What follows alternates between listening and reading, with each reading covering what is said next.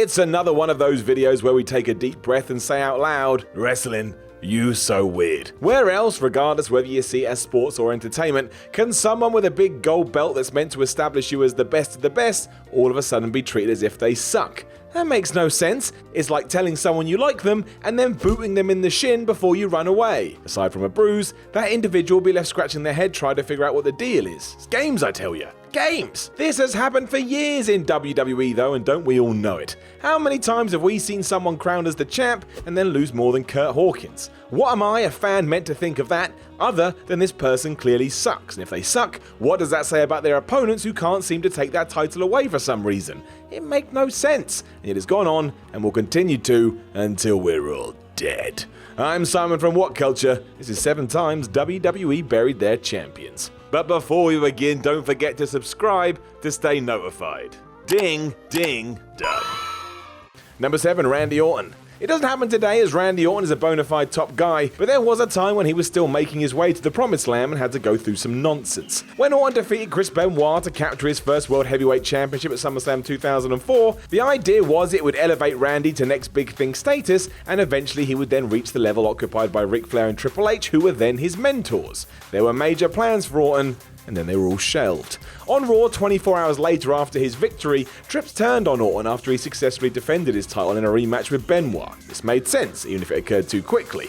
Triple H had essentially revealed that Evolution was designed to protect his title rather than succeed his legacy. It was all expected as factions are created to create matches further down the line, but WWE treated this like everyone had taken loads of acid and burned through weeks of intriguing story in one night, and then all the lines got blurred anyway. For example, Orton responded to Triple H's betrayal by spitting in his face and then running away. What kind of good guy does that? No one, that's who. Only assholes do that. 2004 was a weird time. Orton fared little better when he lost the title to the game less than a month later at Unforgiven. He never felt like the champ and afterwards was booked to attack Triple H by jumping out of a cake.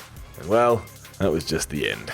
Number 6, Rey Mysterio. Rey Mysterio was billed as the ultimate underdog in WWE, so it wasn't surprising that he was booked as a total jobber as World Heavyweight Champion in 2006. It was a mystery, pun intended, why it was decided to give him the title in the first place. May as well have given it to a fish, given how he was treated after the fact. Many people say this was because his World Heavyweight Championship run was done due to the death of Mysterio's good friend Eddie Guerrero. That brings questions and problems all of its own, but even away from that, if Rey was someone who was fighting from underneath, wouldn't it have made more sense for him to snatch victories from the jaws of defeat like he had been doing? The answer is yes, but nobody cared about that. Instead, Mysterio was presented as being hopelessly out of his depth. He lost to Mark Henry, cleanly, Finlay and the Great Khali. That's just the start of it. He did beat Gregory Helm, so there's that, but mostly he was a man holding a belt, whereas he really should have been seen as a champion. Number 5, CM Punk. CM Punk was awarded a run with the now deceased big gold belt after winning WrestleMania 24's Money in the Bank ladder match. He cashed in on heel Edge on the June 30th, 2008 edition of Monday Night Raw, and from there, he was barely portrayed as a babyface, let alone the man. A draw with Batista followed at the Great American Bash, but don't forget that Kane's running gave Big Dave an out. Punk did enjoy a clean win over JBL at SummerSlam, but the match went just 11 minutes and 52 seconds and was positioned in the mid-card.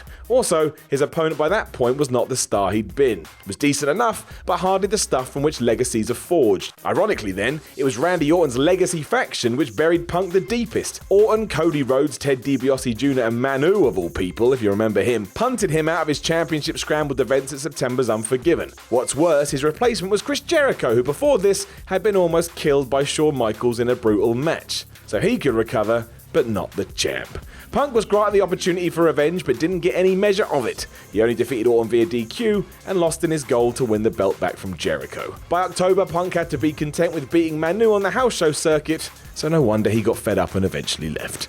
Number 4, Seth Rollins. In hindsight, Seth Rollins' first world title run feels special. I don't know why, but it does. At the time, though, that wasn't the case at all. After Rollins defeated Brock Lesnar and Roman Reigns in an impromptu triple threat match at WrestleMania 31, Rollins resumed feuding with Randy Orton, who had defeated him earlier in the night. And that's when Seth stopped getting any meaningful wins. From Extreme Rules 2015, when Rollins won after Kane's meddling, such protection became the norm. At Triple H and Stephanie McMahon's request, the Big Red Machine was recast as Seth's babysitter. He would help out all the time, and eventually when the pair fell out with each other, they acted like an old married couple. I can't see WWE doing that with Stone Cold Steve Austin and The Rock during the late 90s. It watered his run down, and there was a feeling that he was being treated like an undeserving paper champion who held on to his gold as a result of flukes as opposed to being awesome, and that's even more stupid because Seth Rollins is awesome. After all that, he did defeat Kane with some ease at Hell in the Cell, and it's only now he's finding his feet as a babyface. Short version, WWE could have done more with Rollins and went way too far with the whole cowardly heel thing.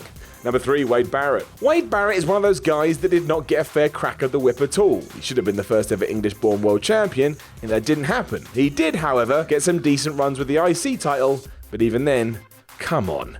Despite winning the thing 5 times, you'd struggle to recall any wins or losses because he was never booked like a warrior. He held it twice throughout 2013, but was pinned in non-title matches by Sheamus. He was rarely allowed to successfully defend the title on pay-per-view either, which made his already baffling win-loss record as champion incomprehensible. If his losses to the Irishman and the likes of Bo Dallas were engineered to promote upcoming pay-per-view bouts, then sure, it makes sense. But Barrett faced neither man on the big stage, so he was just losing. Because why not? WWE's handling of Barrett was almost impossible to fathom, really. He was tall, could talk, found a gimmick people liked, came across as tough, and he could go. And yet he was booked as a chump when he was champ. My brain hurts.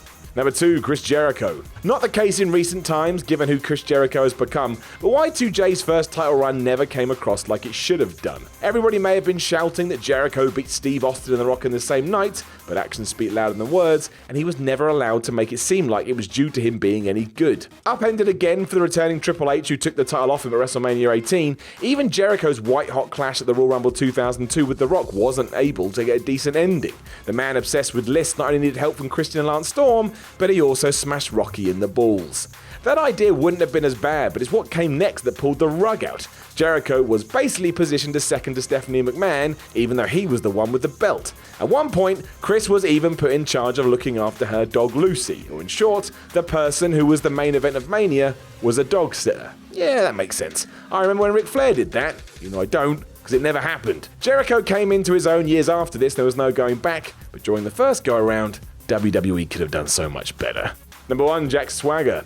Jack Swagger's rise in 2010 was strange. He definitely had something. I remember warming to him a lot, but really the trigger was never pulled. It all started at the close of WrestleMania 26 in the Money in the Bank match. Swagger's win surprised everyone, even more so as it took him about 21 agonizing seconds to release the briefcase from the damn hook. It was so uncomfortable, it was the equivalent of watching an over-the-top sex scene with your parents. You just wanted to die. It didn't take him long to cash in either, as he did so on the next taped episode of SmackDown. But fast forward to Raw though, and he was swiftly and cleanly defeated by Randy Orton. And I did say Raw as well. The potential pay-per-view clash was just given away and the champion lost. He then fell short against The Undertaker and then once more to John Morrison on successive episodes of SmackDown.